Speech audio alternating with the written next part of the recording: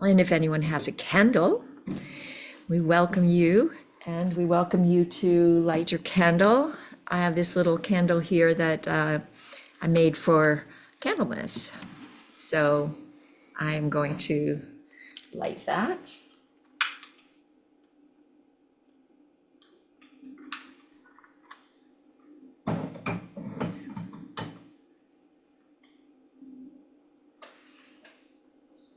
And we have light. And we just want to really welcome you all here in present time, preparing for future time, pointing to the karma that weaves us with the past. We are here from Mystica, Americana, and we are very delighted that you're joining us today. Hazel? Change that slide because today our offering really is about serving the womb and the tomb as we pour our hopes into the rebirthing chalice of the vernal balance. And we share reverberations on the upcoming 100-year anniversary of Rudolf Steiner's death. Standing in the aura of the equinox. I think of it as this Rosicrucian retort, if you're familiar with this alchemical term, a sort of a bridal chamber. It's a symbol. Yes. Yeah. A symbol of the human soul. This is bringing us that glorious balance of inner alchemy. The plant and animal kingdoms feel this shift as well. This calling to arise and be reborn. Yeah, this mystery is also working in the soul forces of the human being. That's right. That's right. And we know that during winter, the power of thinking is in its most concentrated individual human form. Mm-hmm. In the springtime, there's a turning point so that by the time the summer comes around, a kind of perfect reversal is made. What was within the inner life turns outward. And what was outward turns inward. The art of a good life is to be in alignment, not coming in too soon, not in too late, but right in perfect time, in divine time, which when it serves best. Yeah, it's so true, and it's hard to find that balance. But luckily, we have the cycle of the year to tune into, right? And working with us at this time, starting at the spring equinox, is the Archangel Raphael, active as the great cosmic physician. You know, the ancient mystery schools had special initiatory rites at first light on the spring equinox dedicated to the dawn goddess. You see all her many names here. And this is also the time of Kore's return from her initiation in the underworld. Yeah, she returns as the queen of the underworld. Queen Persephone. Reunited now with her mother Demeter to bring fertility back to the earth. The candidates for initiation in ancient Eleusis were connected with all the terrors and trials pictured in the great Greek tragedies. The initiatory system in the mysteries of Ephesus had a different nature of their training. These rites made a major transition away from the quality of the rape of Persephone to center more on the original cosmic origins of the goddess, as practiced in the Ishtar Inanna mysteries, another underworld initiation, but one that was done as a sacrifice for another. So that's new. Yeah. We can also remember that the Egyptian goddess Isis was known as the source and the initiator. Her beloved brother and consort, the sun god Osiris, becomes the psychopomp or guide of the underworld through Isis. Isis, in her charge as initiator is occultly akin to her visage as the goddess Artemisia. Artemis, yes, the central deity of the mysteries of Ephesus. Demeter, Persephone, Ishtar, Isis, Artemisia. Beautiful. And far from Greece, the Druids had other names for her. All saw her as mother of all created beings in nature, the seed and source of all visible life. Humanity has been celebrating the manifold expressions of rebirth during this season since time began. Cultures around the world mark the vernal equinox with various festivals and holy days. Yeah. In Iran, what's now ancient Persia, the festival is called Nowruz, which means new day in Farsi. And it's the start of their new year and is one of humanity's oldest festivals. I think I was reading that it's like more than 300 million people that celebrate this New Year's Day. Mm-hmm. On the other side of the world, Japan also has a public holiday with roots in the ancient religion of Shintoism, the belief that every living thing possesses a spiritual force. This truth is especially honored with the advent of spring, when the trees and flowers begin to bloom. To celebrate, folks hold family reunions. They visit graves. They decorate shrines and give offerings to the cherry blossoms and the other natural wonders. The Hindu arrival of spring holiday is another very old festival. The first known mention of it's in the 4th century poem. It's a national holiday in India, so everyone gets the day off work.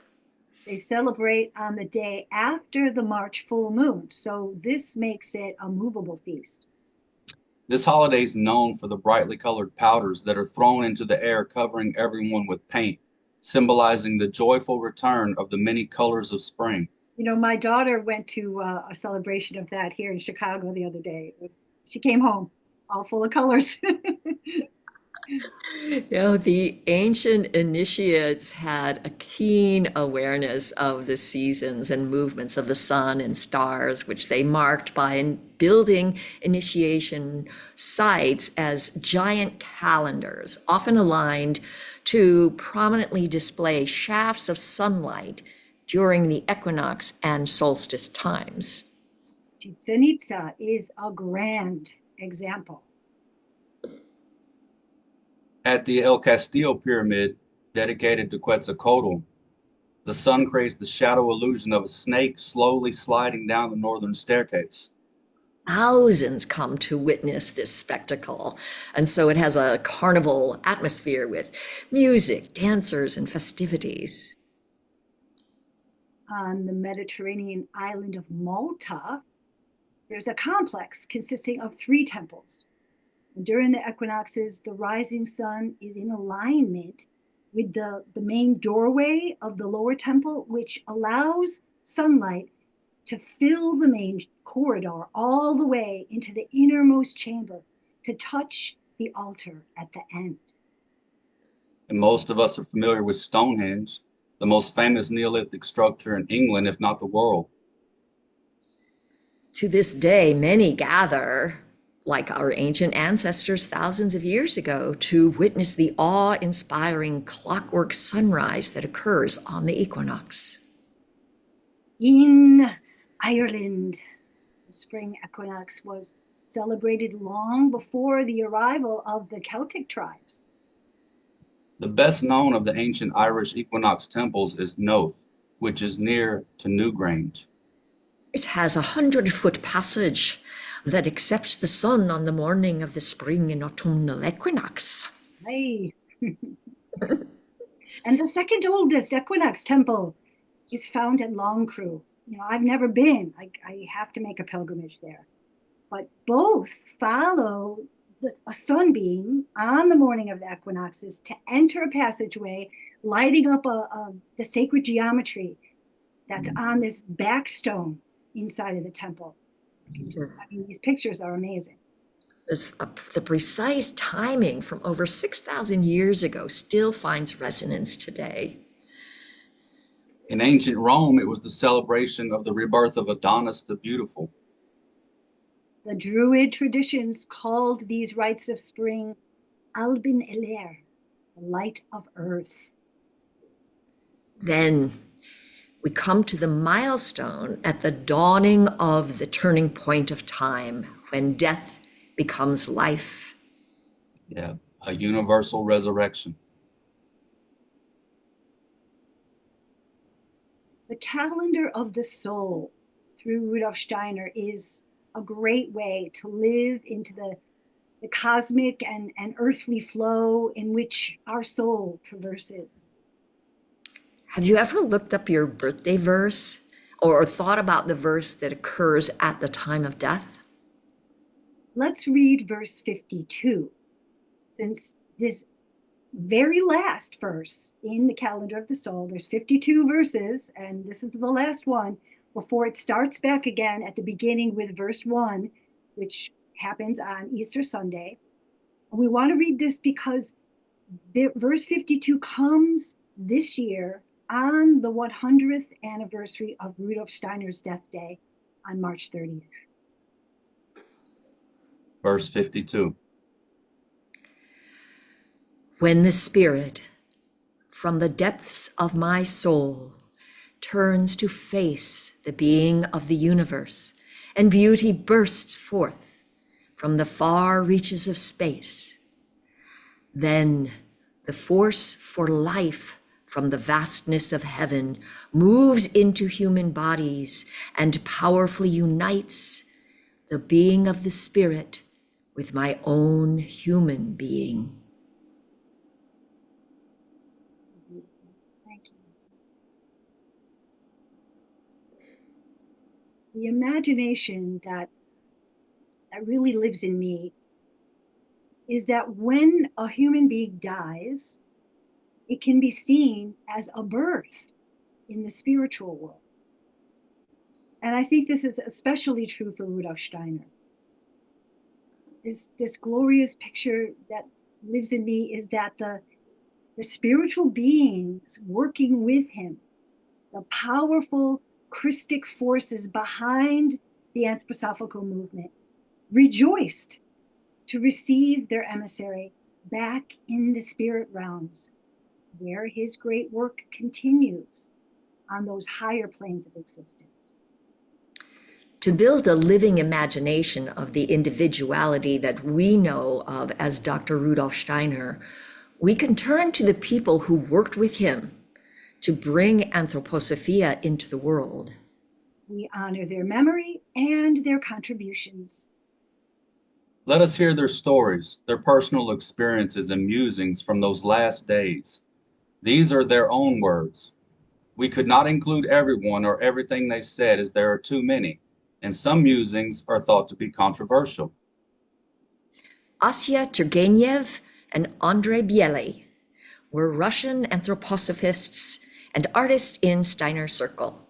In fact, Andrei Bieley, and many of you know, I am a master teacher of Michael Chekhov's acting technique, and Bieley was one of Michael Chekhov's greatest anthroposophical mentors. So it's an honor for me to be sharing this.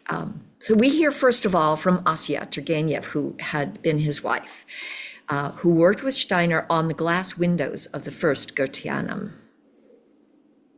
The distinguished and elegant appearance of Dr. Steiner, whose slim and lithe figure in his black frock coat was as though pervaded by the spirit of love. The greatness and tragedy of bygone epochs of culture spoke through his every movement and feature. A wise old man, sage, artist, warrior, a young man. His expression was constantly changing.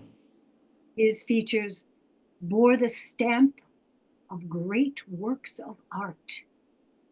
One caught the effect of a Rembrandt portrait, which reveals the hidden secrets of a countenance as easily as it represents its physical, perceptible features. His light rhythmical step gave one the impression that the earth itself adapted to his rhythm. He had a very upright bearing, at the same time mobile, with supple hands and very quick movements of the slightly backward tilted yet rather bowed head. Only an eagle has such a posture. And the eyes of an eagle, quick and penetrating, are wide open and gazing into the sun. But Rudolf Steiner's eyes were filled with infinite pain and warmth of love. Many people have tried to describe Rudolf Steiner, but neither our words nor our brushes can bridge the great gulf that separates him from ourselves, even with regard to outward appearance. He, however, understood how to bridge the gulf through his natural, self-evident friendliness. One could marvel again and again at his unconstrained and easy manner. Thank you, Asya. French poet, philosopher, playwright, novelist, Edouard Chouret, dear friend of Marie Steiner von Sievers, speaks next. The mystic is one who seeks for truth and the divine directly within himself by a gradual detachment and a veritable birth of his higher soul. If he attains it after prolonged effort, he plunges into his own glowing center. Then he immerses himself and identifies himself with that ocean of life, which is the primordial force. The occultist, on the other hand, discovers, studies, and contemplates this same divine outpouring given forth in diverse portions, endowed with force, and multiplied to infinity in nature and in humanity. According to the profound sayings of Paracelsus, he sees in all beings the letters of an alphabet, which, united in man, form the complete and conscious word of life. The weapons of the mystic are concentration and inner vision. The weapons of the occultist are intuition and synthesis. Each corresponds to the other. They complete and presuppose each other. These two human types are blended in the adept, in the higher initiate. Rudolf Steiner is both a mystic and an occultist. These two natures appear in him in perfect harmony. One could not say which of the two predominates over the other. In intermingling and blending, they have become one harmonious force. Eleanor Mary, an English anthroposophist and artist, arranged Steiner's summer school lectures in Torquay. I told Dr. Steiner about my efforts at painting according to his methods. And as I meant to exhibit some of my work at Torquay, I wished so much he had seen them beforehand. He replied, "I have seen your paintings." And I said, "No, Herr Doctor, you haven't seen them. They are all in London." Again, he said, "I have seen them." Well, I contradicted him, and for the third time, he repeated that he had seen them. Looking at me with his intense, dark gaze. Then, for the first time, I realized that he had indeed seen them, but not with earthly sight. This incident gave me still greater confidence. Midway through the Torquay summer school, Rudolf Steiner declared, "I want to go to King Arthur." Vorstand's secretary, Gunther Wachsmuth, remembered. On that unforgettable day, Rudolf Steiner took us to the place on the rough, rocky western coast of Cornwall, Tintagel, where the castle of King Arthur had once stood. That strangely densified spiritual atmosphere, so intensely felt, we shall never forget, as Rudolf Steiner climbed the strange projecting cliff on the lonely coast of Cornwall, where the last walls of the castle of King Arthur towered over the roaring sea. He spoke there, standing on the cliff, about the experience of the knights of King Arthur. He spoke of the teachings of Merlin.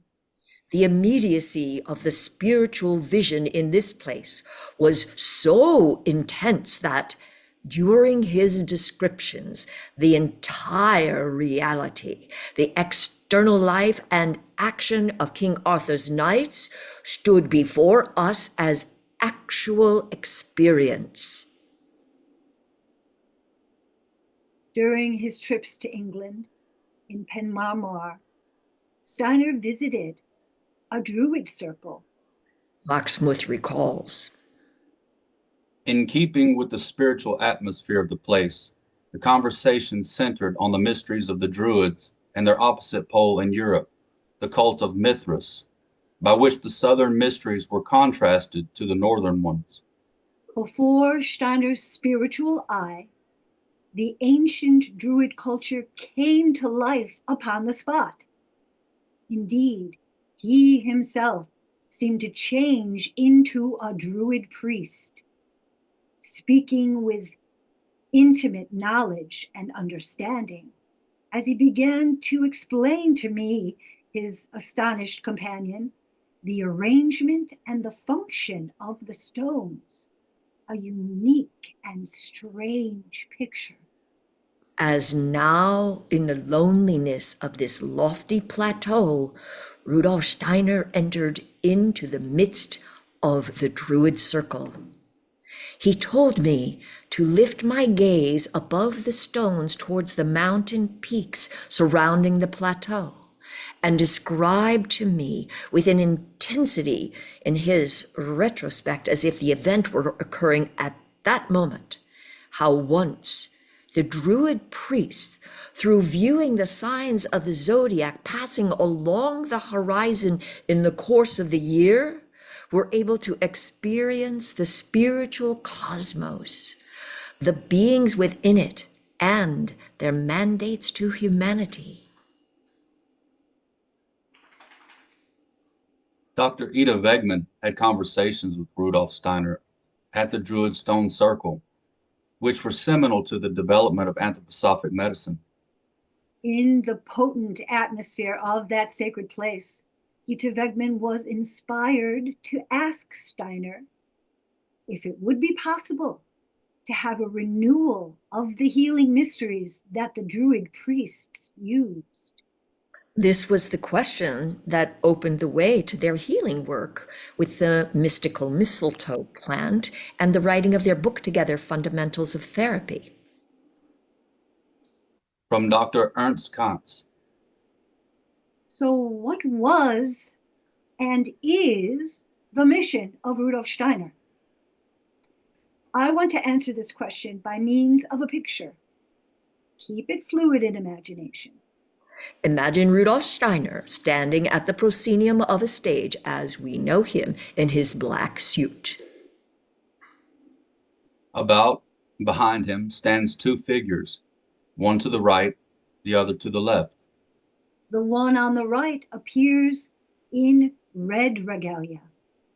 It is Christian Rosenkreuz, who renewed the mysteries for the Western world in such a way that his students could remain engaged in worldly pursuits. The one on the left appears almost transparent, of a bluish hue. It is the initiate who is most closely associated with the Christ mystery, the Master Jesus. Behind these two, on a slight elevation, stands Michael. And on a somewhat higher elevation, behind Michael, stands the radiant figure of Christ, surrounded behind him by a semicircle of angelic beings of the various hierarchies. From Christ streams forward a rose-pink stream of divine love. Divine love streams toward the smaller hill where Michael, the ambassador of Christ, stands. Michael adds brilliant cosmic light to the stream of divine love. Now, this stream of light, permeated divine love, streams further forward, spreading slightly, reaching the two great initiates of the Western world. They focus the stream onto Rudolf Steiner in front of them. As Rudolf Steiner receives this stream from the spiritual world behind him, he transforms it so that it becomes a power that fills the entire space in front of him. He is the ambassador of Michael, who is the countenance of Christ, bringing to humankind a form appropriate for our consciousness, the inspiration of cosmic, light-permeated divine love. That is quite a picture from Dr. Kotz. Love it. It's a real contemplation, a real thing to meditate on. And, Steiner himself often explained that the Rosicrucian impulse, which uses pictures like this, it consists, among other things, in bringing about the transformation of traditional ancient mystery wisdom, which Christian Rosenkreutz had united and permeated with the Christ impulse from East and West, so that the, quote, archetypal wisdom of the world could face the challenges of the scientific age. On March 29th, the day before Rudolf Steiner died, he wrote the last letter to the members, in which the Michael mystery called from nature to subnature. This missive reads like an oracle for our present age. It outlines the dangers of technology without the necessary morality to keep it in check, and points up the task that we must meet if we are not to be robbed of our true human birthright. I think a lot of people right now are reading the leading thoughts. They're picking up this Michael mystery, and this is the last one, the day before he died. It's very powerful.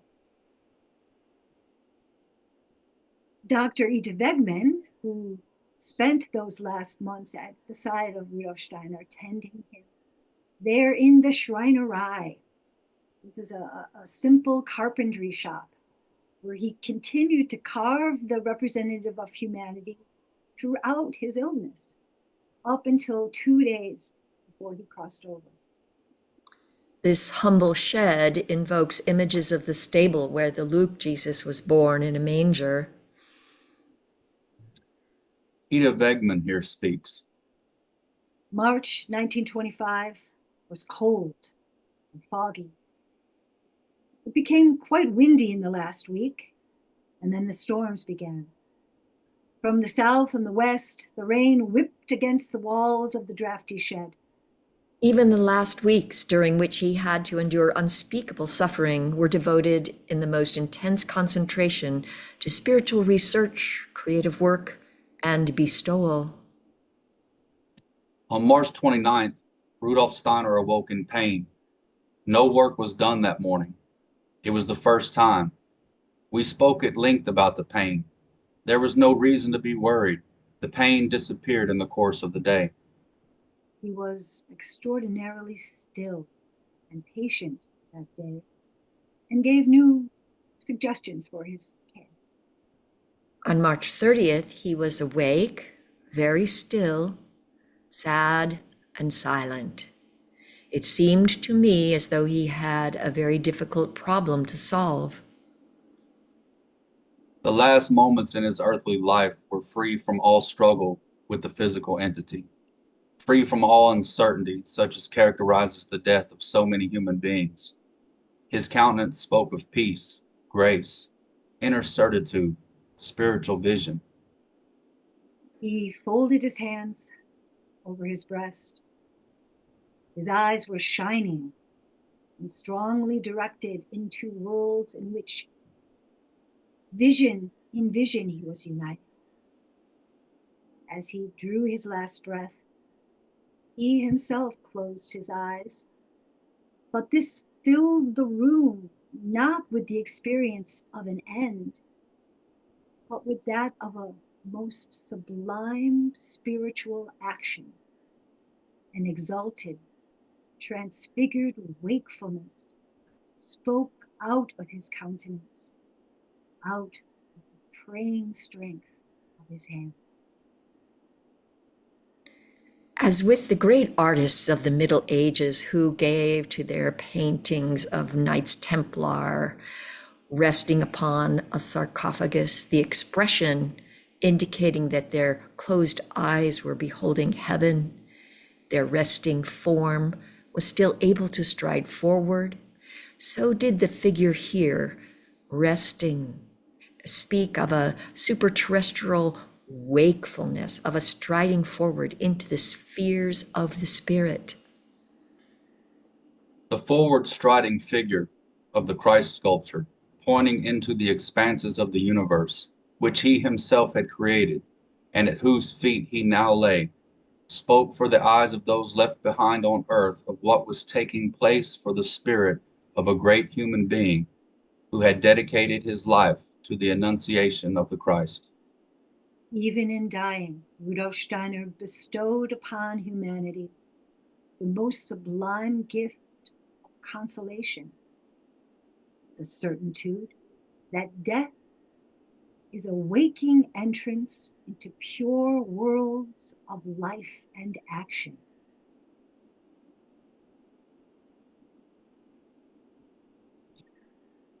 Ilona Schubert, a young rhythmist, was among those who attended his funeral.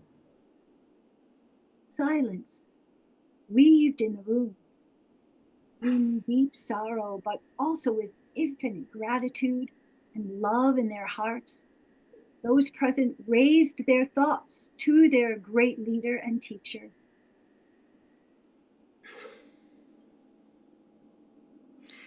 Now we will do one round of the Hallelujah Eurythmy. And I will spotlight myself and you can follow along, or you don't, if you know it, you don't need to follow along. And here we go.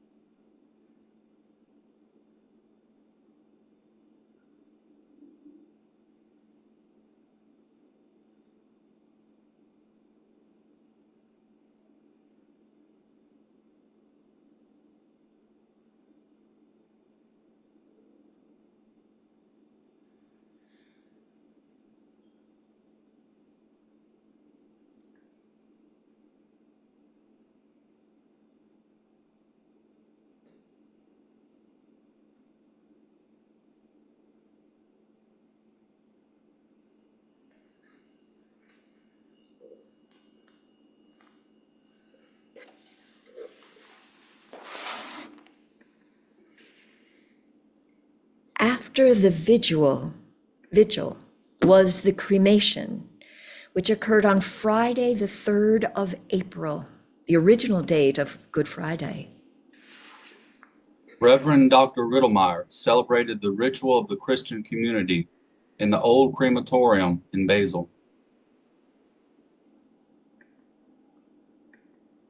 An immense crowd had arrived, and the small abdication hall could not accommodate us all, so the majority stood outside in the open air.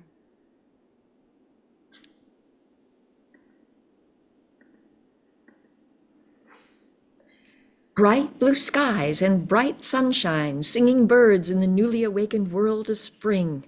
It was a magical Good Friday atmosphere like in Wagner's Parsifal, which united all of the people, inside and outside, and unified them in the consciousness that they have now given the final guiding direction to the one who is among the greatest spirits of humankind, and whose work on earth they had been allowed to witness.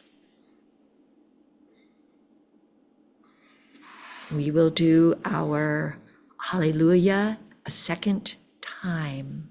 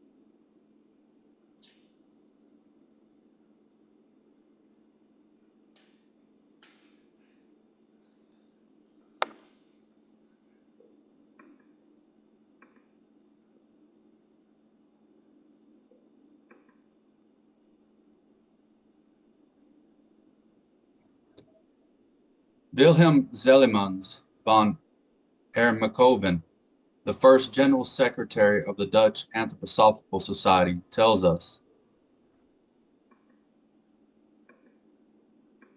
And then, on March 30th, 1925, after an illness lasting 7 months, Rudolf Steiner's death calls us to Dorna.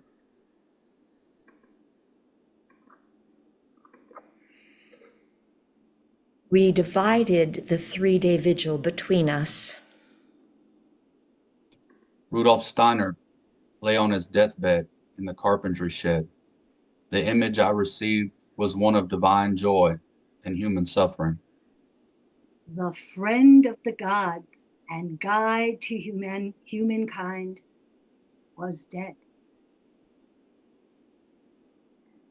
Outside in nature, the gods celebrated because the great guide of humankind had returned to them. Within, by the deathbed, human beings mourned, for the friend of the gods had been taken from them. Yet, spring was coming outside. Birds suddenly began to sing. The joy of resurrection lived in plant and beast. The joy of resurrection sought its path to the human being, entered our senses, and sank down into our hearts. How wonderful he looked on the first day after his death, as though gently sleeping, so peaceful and thoughtful, as though he might wake up at any minute to tell us what his spirit had experienced up in the heavens. His death had been like a prayer, we're told. For hours he lay enfolded in deepest thought, gazing into the far distances. Then his thoughtfulness increasingly became a prayer. He lay immovably still with folded hands, speaking only a few loving words to his friend and nurse, Frau Dr. Wegner. After some hours, he closed his eyes and died. Without a death struggle, his prayer on earth fulfilled. But to us it seemed his spirit continued to pray, as though his mighty prayer passed through our mourning souls. And where joy and resurrection and death pain found one another in our hearts, something blossomed, floated aloft, borne on his prayer, ascending. And what was, for each individual, a prayer of thanks, became a trusting picture of the future for one and all. On the second day, it seemed different to me. There was now a shadow of pain across his spirit-penetrated countenance, as though some of the pain of the many hundreds of friends gathering from all countries was reflected in his face. It was harder to experience joy of resurrection now, but solemn, rejoicing thoughts arose from his illumined forehead. Then came the third day, and once more something had changed. Now I saw the face of a saint before me, without pain and without sin. A face that seemed greater than an ordinary human being, but at the same time contained in miniature all that is beautiful, good, and true. Unreachable, far away from us, but at the same time very close. Divine, but the epitome of human. His noble brow shone brighter than before. His deep eyes concealed world secrets. His beautiful mouth spoke a cosmic language. Nothing before had one seen such hands.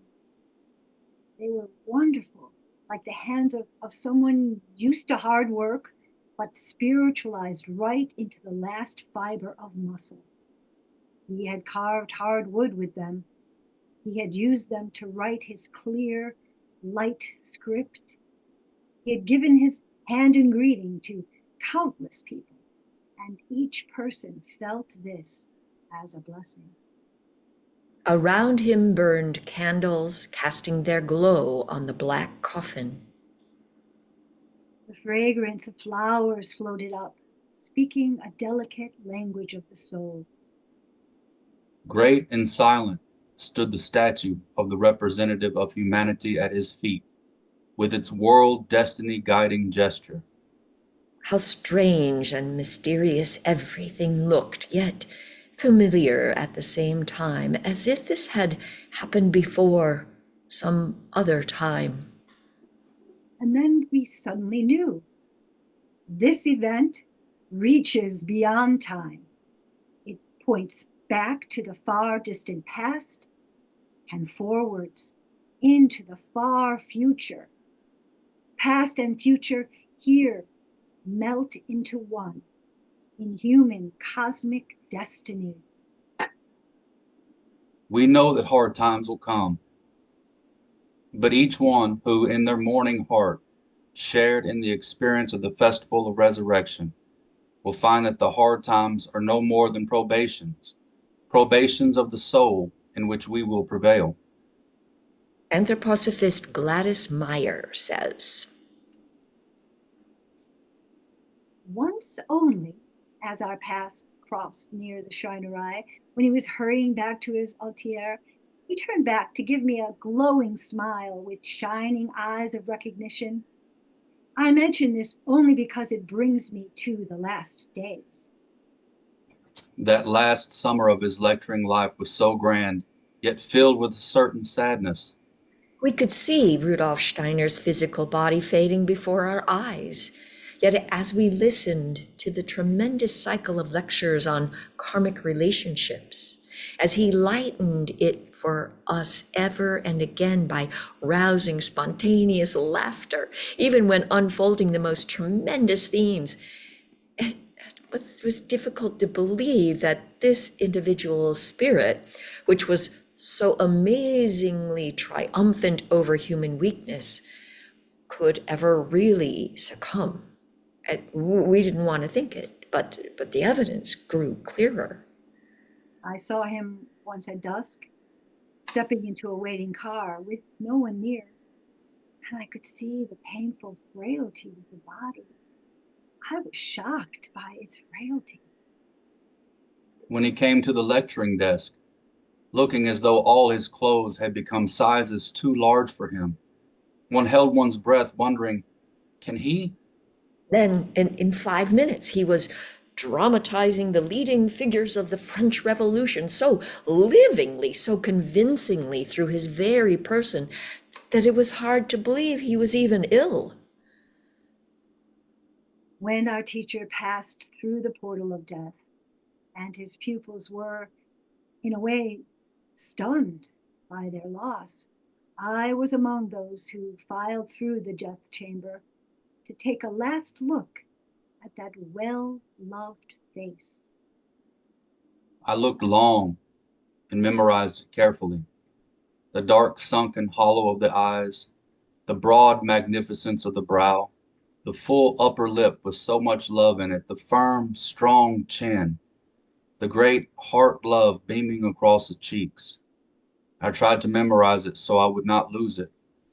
That night, I awoke again after midnight from a clairvoyant dream.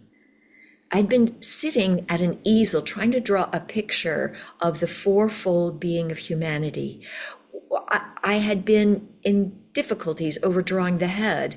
I was told by a voice behind me, try to remember it clearly. I was awake now, and I knew that the head that I must remember was that of Rudolf Steiner. I made a strenuous effort and pictured clearly. I was told again, revive it. I made it alive with an intense effort of recollection. I placed the living face as it was when he had given me that special personal smile of recognition, animating the dead form I had studied.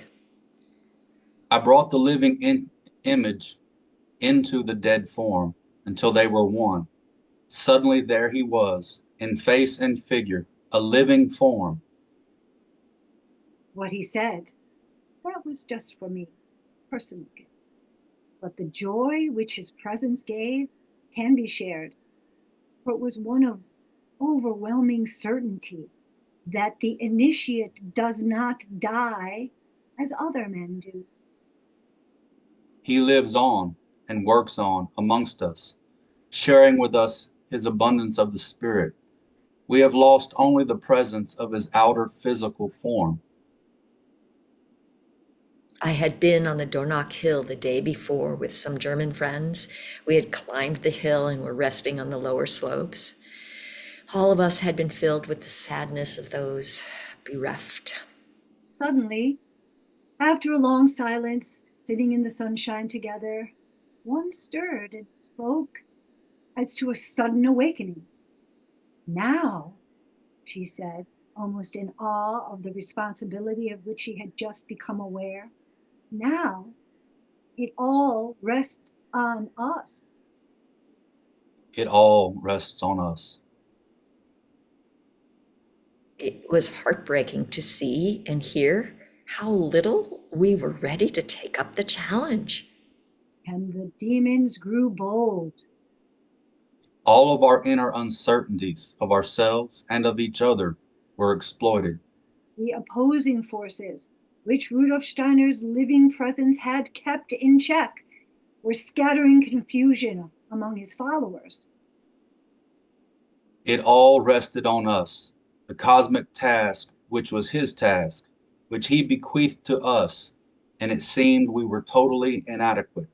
I saw enacted in Dornach during the next years on a small scale the tragic drama which was later enacted all over Europe. Doubts, confusion, recriminations, and suspicions, one of another, and then the tragic separation into two separate groups. Only in Dornach, it was not a battle with physical weapons, but with spiritual ones. I confided something of what I was seeing to Dr. Ita Wegman. She listened sorrowfully and confirmed much of what I was saying.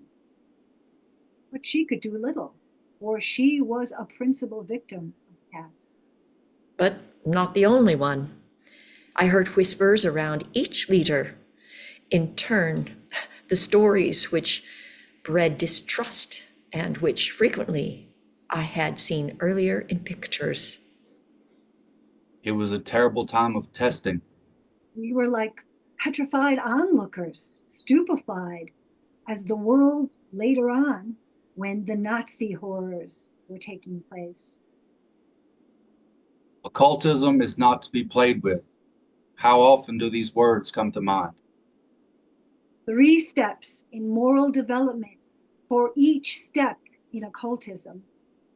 What has our teacher given as a message from the heights in the dawn of the Michael age into the chaos of the turning points of the 19th, 20th, and 21st centuries? It seems to me he has given certainty of the spirit, guidance to the awakening faculties of spiritual seeing, examples of strength, courage, and love to attempt the task of the new age. It all rests on us. It all rests on us, and the darkness grows ever darker. The evil powers grow more devastating, and their challenge more widespread. It is now upon us. But are we awake enough? The teacher is there working with us and through us, but he waits always for our conscious cooperation. Our willingness to take up the wisdom and the love of the good, which the teachings entrusted to us from Rudolf Steiner, now out of divine worlds, can bring to our suffering earth. Marie Steiner von Sivers wrote the afterword to Rudolf Steiner's autobiography. Marie. Here the life story abruptly ends. On 30th March 1925, Rudolf Steiner passed away.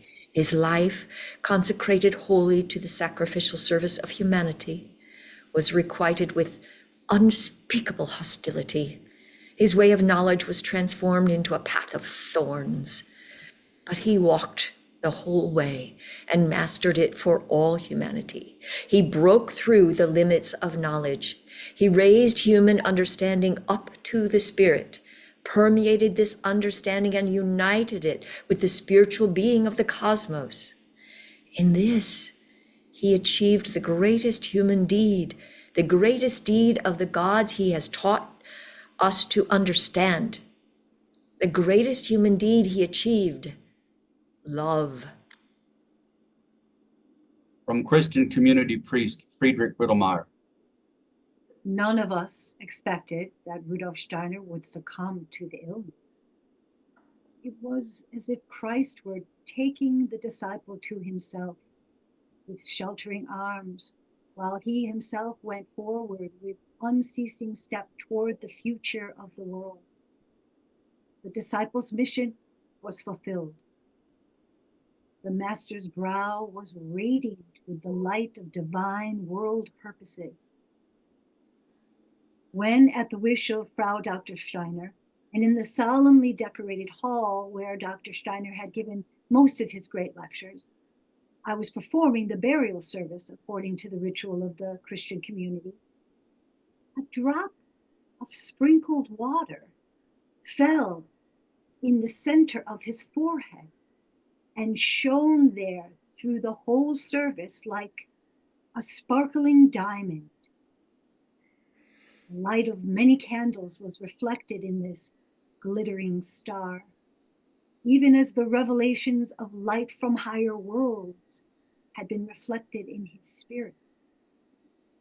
Thus adorned, the body sank into the coffin. To me, it was as if higher spirits had indicated in an earthly picture what it had been our lot to experience. When the service was at an end, one impression lived mightily within my soul. This work is now concluded. Like a great question, it stands there before humankind.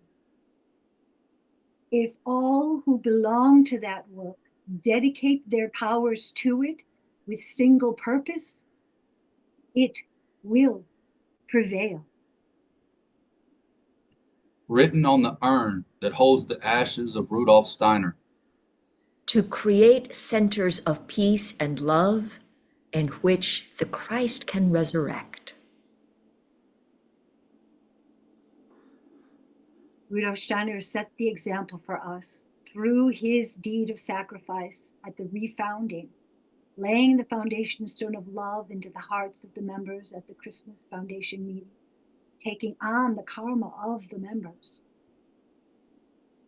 Dr. Ida Wegman tells us, through the burning of the Goetheanum, which shattered his already weak digestion, there was a powerful loosening of his etheric body, a severing of the etheric from the physical, and his health became ever more delicate. in comparison to other people, I've really already died on earth, was something he said often. My ego and astral body have to work to direct the physical body and supplement the etheric. And yet, even as his health was failing, the spiritual world had blessed his deed of sacrifice at the Christmas conference and gave him the strength to travel, giving over 450 lectures and programs in 1924, shoring up the practical application of anthroposophy in the daughter movements. But the adversarial forces were also working strongly to exploit the weak links, finding within the ranks of the members themselves failings to do the inner work needed to create a moral foundation. So as Steiner himself put it, karma held sway. It is up to us now to conquer our lower nature so that we can take up the legacy of the great initiate Rudolf Steiner to create centers of peace and love in which the Christ can resurrect. For me, this is why I came to work with Mysteria, Mystica, Americana. And to end our reverberations from the 100-year anniversary of Rudolf Steiner's death and begin the Lapis Exillis for the next century with some leading thoughts. Here we have Richard Cloud. But before we do that, let's ground these recollections by calling to our attention the representative of humanity, embodying the Christ countenance, holding the center of the sculptural group, the representative of humanity, striding ever forward with the impulses of wonder, compassion, moral conscience, and unconditional love. Rudolf Steiner carved it out of his own forces and gazed upon it in his dying days. I was there in Dornach when I stood in the presence of the sculpture. I could personally experience the etheric resonance and radiance of Rudolf Steiner, literally etched into the wood. Yeah, So extraordinary. It's amazing to be in that presence there. At this centennial, we can join our soul forces with the teachings and deeds of Rudolf Steiner. Especially now, as we move toward the anniversary of Rudolf Steiner's birth in the spiritual world, making our way through the Lenten tide toward Easter and the next 100 years. And as a matter of fact, today happens to be the death day of Friedrich Rittelmeyer, the Christian community priest that we heard from earlier, who performed Steiner's funeral service. And today in the Christian community, we're starting Passion Tide. So this week now, leading up to next Sunday, March 30th, I will personally be striving to connect with those on the other side that we heard from today and many others that were incarnated when Anthroposophia was born on earth through Rudolf Steiner.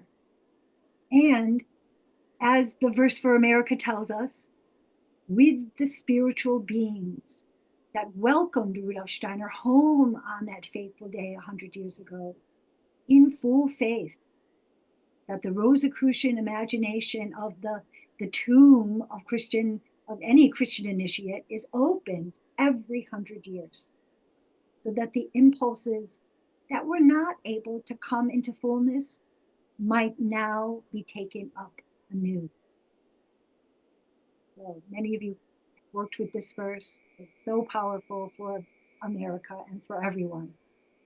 May our feeling penetrate to the center of our hearts and seek in love to unite with those who share our goals and with the spirits who look down benevolently on our hearts' earnest strivings, sending us strength from realms of light as they illuminate our love.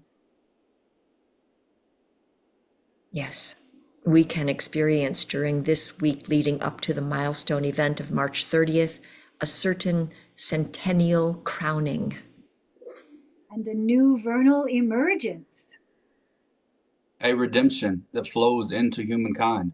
A redemption of the adversarial forces within us and in the world order.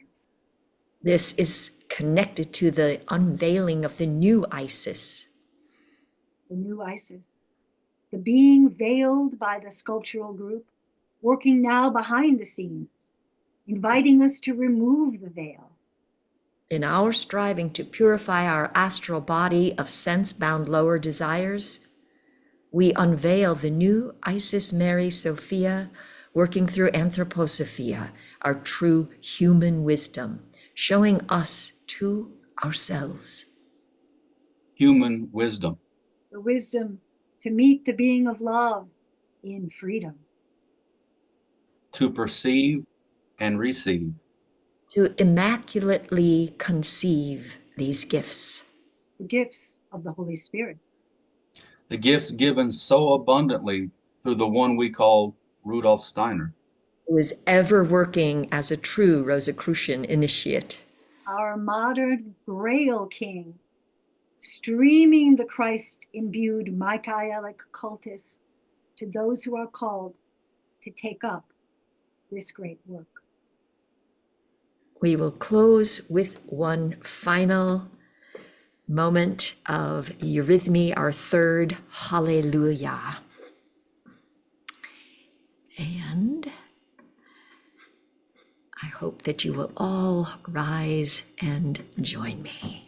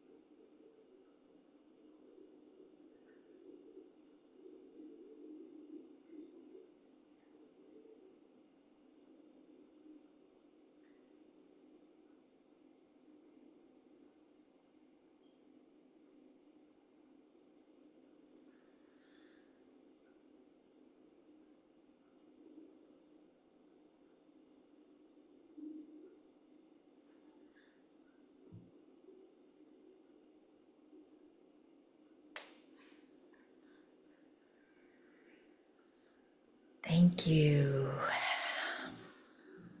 Richard, Cloud, will you speak for us? I will. Thank you for that, Lisa.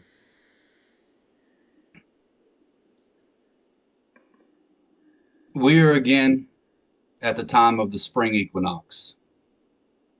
Again, we are privileged to see the final act in a great cosmic drama, portraying the descent of the ray of the cosmic Christ into the earth, the mystic birth celebrated at Christmas, and the mystic death and resurrection at Easter time. The life impulse from the cosmic Christ, which entered the earth last fall, came to its mystic birth at Christmas. It performed its magic during the months between autumn and the present time, and is now liberating itself from the cross of matter to rise again to the throne of the Father, leaving the earth clothed in the glory of spring and becoming ready for the physical activities of summer. The spiritual ray sent out by the cosmic Christ each fall to enter and replenish the vitality of the earth is rising again to the throne of glory. At this time of the year, a new life, an augmented energy sweeps with renewed force through the veins of all living things, inspiring them, awakening them to new life, moving them to new activities where they learn lessons in this school of experience. Consciously or unconsciously, this new energy invigorates everything that lives. Even the plants respond with increased circulation of sap, new leaves, flowers, seeds, and fruits. The transformation, which turns the frozen winter into a radiant spring, is amazing. To spiritual science, these outer occurrences are veils of deeper mysteries, spiritual activities that unfold in harmonious rhythm with celestial movements. The great cosmic drama reveals itself through the interplay of the sun's forces as it crosses the cardinal points of Aries, Cancer, Libra, and Capricorn. At these four corners, the equinoxes and the solstices, mysteries of transformation occur. It's true that in God we live and move and have our being. Beyond the one supreme, there is no existence. Divine life flows through all that breathes. Divine power holds up the firmament. Its ceaseless activity maintains the harmony of the cosmos. If the great creative word were to pause even for 1 second, all that is formed would dissolve. Within this divine work, the human being is a microcosm of a greater whole.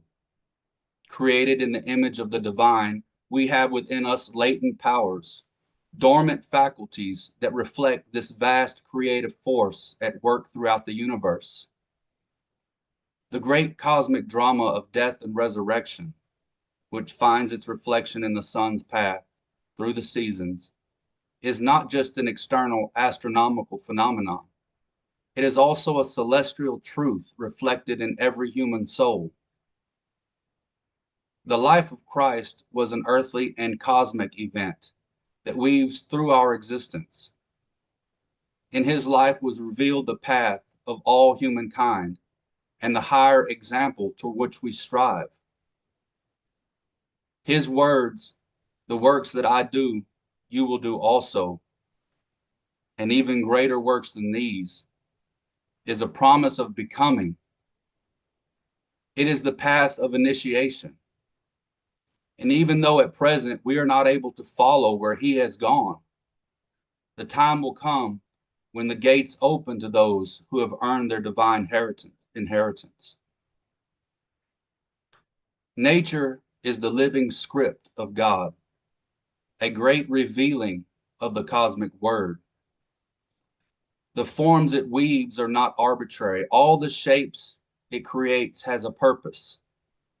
In everything that manifests on the earth, the wisdom of the created word stands behind it.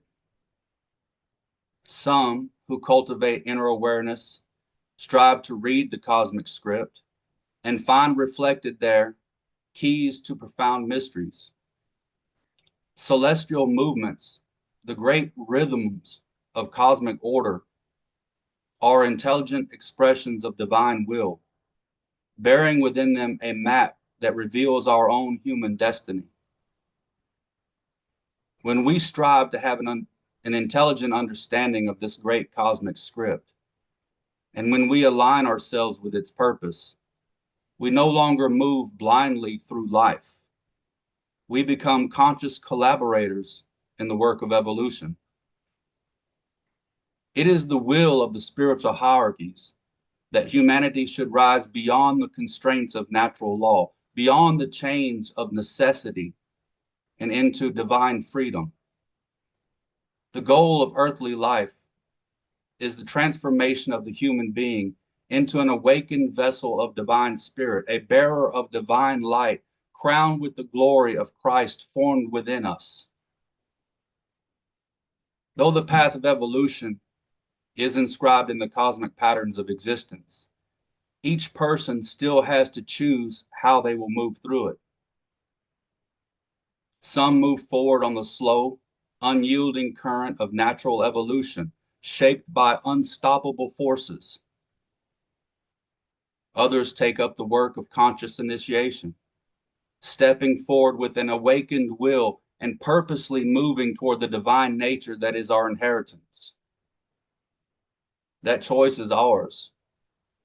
If we direct our striving to the great work, the royal art of initiation, if we attune ourselves to the wisdom written in cosmic patterns, we become creators of circumstance rather than creatures of circumstance. Through the course of the last year, we have been permeated by the spiritual forces that weave through the silence of winter. With the descent of autumn's impulse, a new seed of the spiritual life was sown, a celestial seed that found its moment of sacred culmination on Holy Night. From that point onward, it worked within the depths of the earth and within the depths of our own being, unfolding its powers in us according to the degree with which we can respond to it. The opportunities that we have grasped, the service that we have given or neglected, all determines the path that unfolds before us. If we have labored in the vineyard of Christ, then the dawning forces of this new season meet us with renewed strength, lifting us up. But liberation from the binding forces of material existence does not come through passive expectation. No one is freed from the cross of matter until they have done what is necessary, until they have transformed their lower nature and became drivers instead of passengers on the great arc of our evolution. Just as the Christ was bound to the cross of Golgotha, so are we bound to material existence by the unredeemed forces of our being. Yet the path to liberation is revealed to us. It lies in the outpouring of love, in the rhythmic pulsation of a heart that does not just receive, but radiates divine love throughout the earth. Year by year, the mighty tide of the Christ force streams into the earth, permeating everything with renewed vitality. Only when we become vessels of and participators in this sacred rhythm, when the waves of love flow from us as freely as they pour into us, that the ties of the lower world are loosened and conscious ascent toward the spirit begins. The winter months, when the Christ ray takes upon himself the suffering of the earth, uniting his being with the earth itself, and sinking into the dense, limiting forces of matter, are a time of sacrifice. By pouring his radiance into the earth, he sustains the life of the world. It is this love and powerful presence that awakens a rebirth as it works in silence toward the moment of liberation. As the sun approaches its crossing of the celestial equator, we see the culmination of this sacred drama. When, in Passion Week, the Christ hangs upon the great cross, we must understand also that this is not just a moment of sorrow, but a time of triumph. The final words spoken upon the cross, consummatum est, is not an expression of sorrow. It is not despair. It is a great declaration of fulfillment and of renewal. The work has been accomplished. The binds of earthly existence have loosened, and the Christ ascend once more toward the heavens, carrying the fruits of his sacrifice into the spiritual realms. In reflection on this sacred moment, our hearts should not be weighed down, but lifted in joyful recognition. We should attune our souls to this cosmic event so that we participate in the work and the joy of the risen one, who poured his life into the earth. The vital forces he imparted sustains all beings until the next sacred turning point, when once more a ray from the cosmic Christ descends. If we understand the significance of this mystery, we give thanks that the task is completed again for this cycle, and that the Christ again returns to the bosom of the Father, resting in the divine world from which he came. Life is a school of initiation, and through the countless lessons it bestows, the human evolves from a spark, a divine spark, to the fullness of a cosmic flame. If we were truly conscious of this path, truly awake to it, to its call, there would have been no need for the sacrifice of Christ. But through error, through selfishness, through the dissonance of our will with cosmic law, we set ourselves upon a path of increasing materialization, threatening to imprison not only ourselves, but the earth itself. Great powers became entangled in our evolution. Christ, in his infinite compassion, saw this condition and offered himself, infusing the world with the dynamic power of his love, dissolving the rigid, crystallized forces that had taken hold. When his purpose had been fully imparted, when he had given himself to the uttermost, he ascends again at Easter, returning to the realm of his celestial home. For those walking the path of initiation, Easter is not an outer festival, but part of this great revelation of cosmic mystery. It is a sign for the pupil that indicates the forces which shape the macrocosm also live within the microcosm of the human. This yearly mystery is given to strengthen our souls in the work of this transformation. It calls us to the great task, the weaving of the radiant garment of the soul, the golden garment by which we may enter into full union with the divine. Unless we are living examples of our work, we will remain separate from true initiation. But if we take up the great work, if we endure the sacrifices and the service required to those who aid in the redemption of the world, we build within and around ourselves the luminous garment of the soul. This golden garment of the soul is the result of striving toward Christ. And when we have created it in sufficient strength, then, like the Easter sun, we too can rise beyond the confines of material limitation into the radiance of spiritual spheres. With these ideals deeply inscribed in our souls, Easter becomes more than a festival of remembrance. It is a time in which we survey the path that we have walked through in the year just past and resolve to strengthen our inner work toward the unfolding of spiritual development. The newly ascending sun, which triumphs over the darkness of winter, stands before us as a mighty symbol, urging us toward an awareness of our own journey as spirits clothed in physical form. We are travelers through this realm of matter, students in the school of life. Our true homeland is beyond this physical world. Here on this plane of existence, we must learn the lessons set before us, striving toward wisdom, always trying to be in harmony with the occult laws of service and devotion, which transmute knowledge into spiritual wisdom. Each day, Easter Day, is the great cosmic resurrection.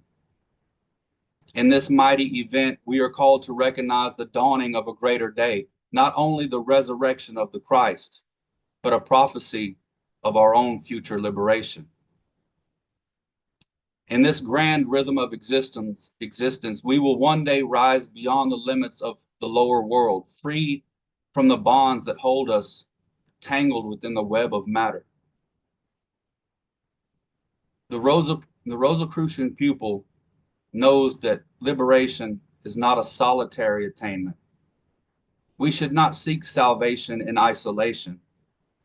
Rather, our striving must be in service to the great brotherhood and sisterhood of all beings who, like us, also walk along the path of transformation. No soul rises alone. We should extend a hand to those who follow, just as we ourselves are guided by those who went before us. This task, the evolution of humanity, it's vast, beyond the strength of any single person. Alone, we would tremble at the immensity of it, but we are not alone. From the beginning of our earthly journey, the divine hierarchies have labored in wisdom and love, guiding us along the path. They work, unseen but always present, weaving their forces into the symphony of our evolution. And with their aid, with their silent yet potent guidance, we will fulfill the mission of our existence, rising not only ourselves, but raising everyone to the realization of the divine within us. When this sacred fire burns in us, we dedicate ourselves anew. Our thoughts should become even more luminous. Our feelings should become more pure. Our will becomes stronger so that we can serve as living examples for others who are walking this path. When we leave this space and re-enter the mundane world, resuming our duties, let's try to carry with us a renewed resolve to embody in our lives the spiritual ideals of the Rosicrucian impulse. Let us strive with true devotion to shape ourselves into worthy instruments of the divine. So we serve as conscious channels for the spiritual world. May we dedicate ourselves to the noble task as disciples of the Rose Cross. And in this striving, may our lives become expressions of the wisdom, love, and service that flows from the wellspring of cosmic love.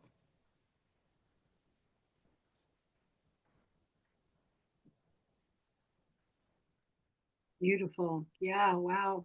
So much to think about. So right on. Thank you, Richard. The joy. Thank you. So, friends, how is everyone doing today? What are you thinking about? Would anyone like to share some thoughts, responses, questions, images? Got some hearts going. Feel free to just unmute, turn on your videos. I have a thought about the 100-year coming up and how Rudolf Steiner took the karma on for members of the Anthroposophical Society and what that means for us who let that happen or participated in that. Karma is not just a one-way stream. So what will lighten or resolve or change or shift? It's on us now, but will there be a lightening? That's the question that comes for Rudolf Steiner, the being as well, but for us as well. What will happen? What do you want to happen? Lightening seems to be the word. Yeah, I mean, I think it's just what Richard was saying, and what a lot of these voices were saying when they were there and it's passing. Yeah, there's a lot to deal with. There's a lot of pressures. There's a lot of karma. That's a moon karma. That's old karma. But that's how we learn. We learn through that pain, and we also have this amazing connection with Steiner that will go through many lifetimes, and that's a blessing. So if we build on that part, if we build on those teachings he gave us, then that we have to be the ones to light it up. The continuing thought is this has been so beautiful, such a beautiful ceremonial feeling leading into this last week. Richard was reading about how we would tremble if we were alone in our task, this spiritual evolution of humanity, and we're not. And so that feels like there's this invitation, the luminous garment that we each have and have worked on, to wear that fully alongside the being of Rudolf Steiner, equals. Absolutely. Dick Halford.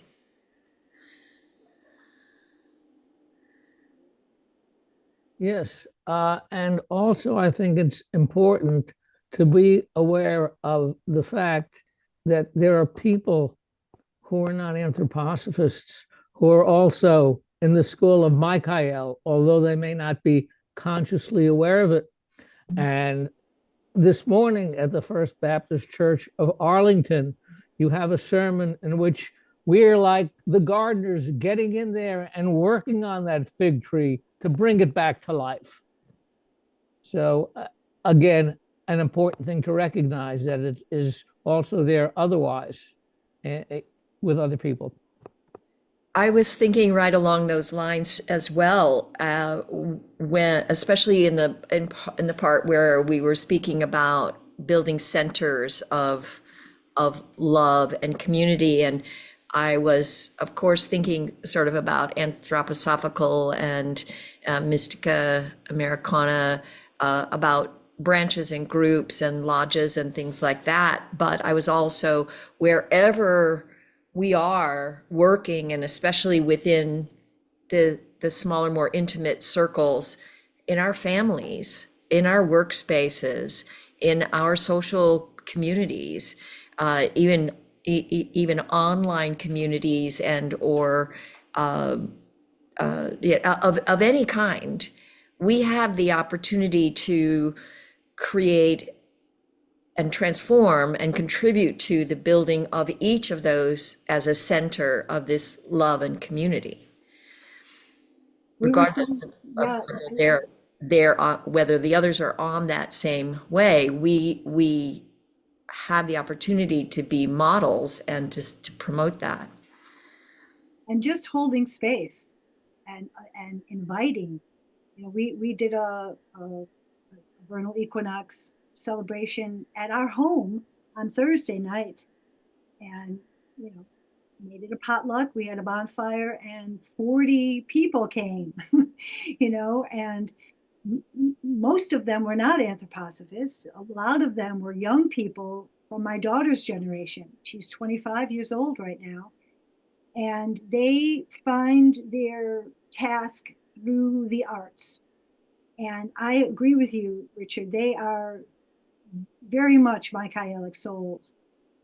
And what they're working with is love. I mean, they are so in love with each other. They're so supportive of each other. And everything they do is a counteracting to all of the pain that we've all sort of felt. They're into joy. You know, they're not being Pollyanna. They're counteracting all of the pain by bringing this love. And it's such, I mean, we can learn a lot from the non-Michaelites, you know, because you know, they really are Michaelites in their hearts, and we have to learn to be in that place of love too. What a gift. Yeah. Other thoughts or questions or observations?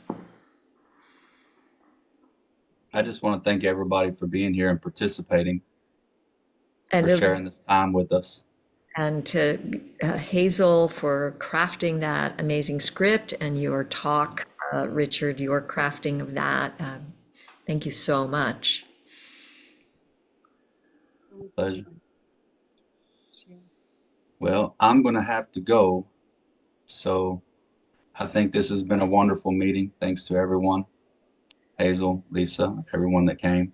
Y'all have a great vernal equinox. Well, enjoy the day.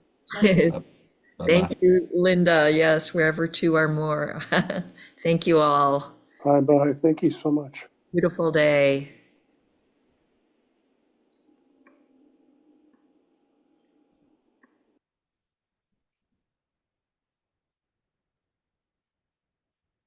Peace, everyone.